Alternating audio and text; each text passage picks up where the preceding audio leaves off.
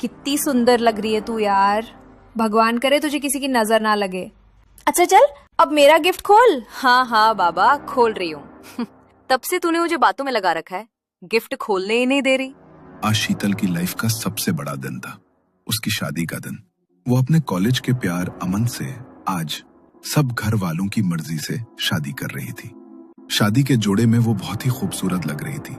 जब उसने अपनी बेस्ट फ्रेंड अनु का गिफ्ट खोला तो उसे देखकर वो बहुत इमोशनल हो गई। इस सब की क्या जरूरत थी यार, कितनी महंगी आई होंगी ये।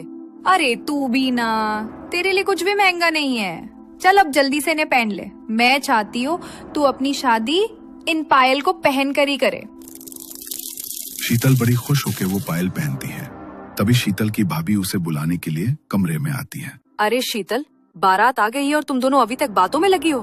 और ये तुम क्या पहन रही हो? भाभी, ये अनु मेरे लिए पायल लाई है तो वही पहन रही हूँ। अच्छा, लेकिन ये पायल कुछ अलग नहीं है? पायल के अंदर इतने सारे काले मोती और ये काला धागा इसके चारों तरफ क्यों लिपटा हुआ है? लगता है पैकिंग करते वक्त धागा बीच में आ गया होगा, लेकिन क्या फर्क पड़ता है, धागा ही तो है। चलो चलते हैं, दूल्हे जी को ज्यादा वेट नहीं करवाते। शीतल जल्दी से वो पायल पहन लेती है और उसकी भाभी और अनु उसे स्टेज पर ले जाती हैं। शादी की सारी रस्में पूरी होने के बाद शीतल की विदाई हो जाती है। जब वो अपने ससुराल पहुंचती है तो उसकी सासू माँ आरती की थाली लिए खड़ी थी, लेकिन जैसे ही उन्होंने अपनी नई बहू की आरती करने की कोशिश की, अचानक दिया बुझ गया। हे भगवान, ये तो बहुत बड़ा अपशगुन है। बिना किसी हवा के दीपक अपने आप कैसे बुझ गया? अरे तुम भी ना माँ, छोटी छोटी बातों की कुछ ज्यादा ही टेंशन लेती हो। दीपक ही तो बुझाए, दोबारा जला लो।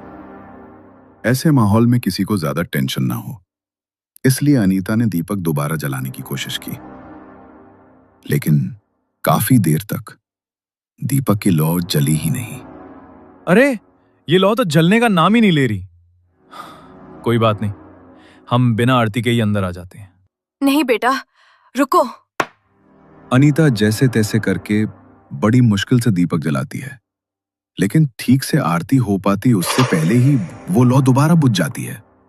अनीता के दिल में अजीब सी चिंता घर करने लगी, लेकिन उसने आरती की थाली साइड रखी और शीतल की ओर देखा। बहू, दाएं पैर से कलश को गिराकर घर के अंदर आ जाओ बेटा। शीतल बिल्कुल स्थिर खड़ी थी। उसने चावल से भरा कलश गिराया। ये तुमने क्या किया बहू?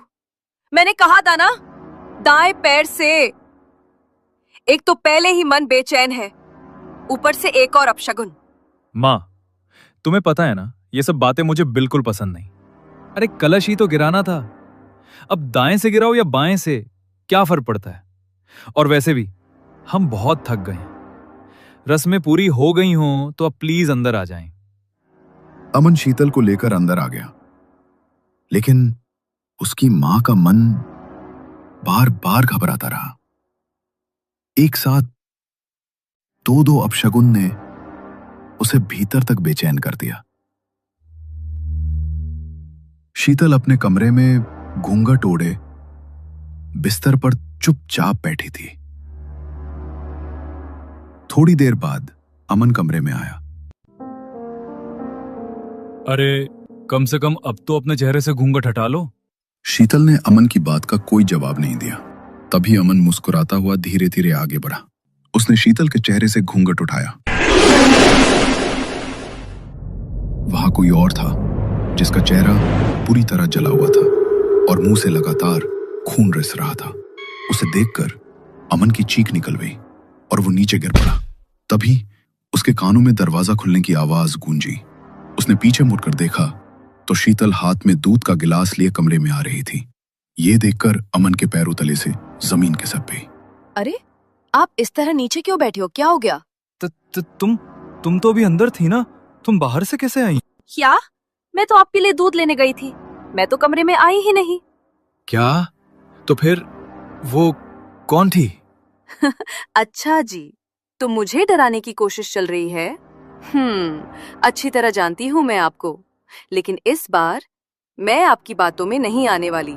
अमन को कुछ भी समझ नहीं आ रहा था कि अभी थोड़ी देर पहले उसके साथ क्या हुआ। वो हिम्मत करके उठा। शीतल ने मुस्कुराते हुए उसके हाथ में दूध का गिलास थमा दिया, लेकिन जैसे ही अमन दूध पीने लगा उसकी आंखें चौड़ी हो गई।